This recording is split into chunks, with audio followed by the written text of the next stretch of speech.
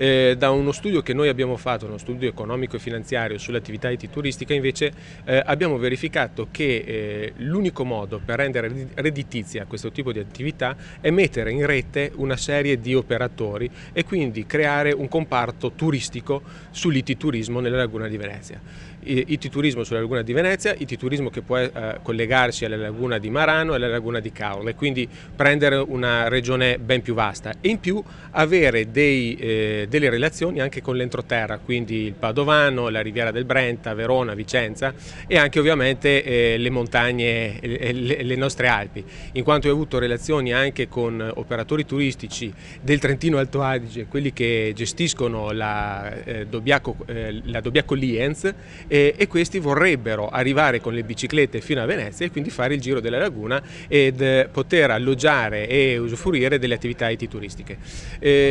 In questo momento l'attività ittica potrebbe essere una risorsa per tutti i pescatori, per tutta la gente che in questo momento soffre di una crisi incredibile appunto nel comparto dell'ittica.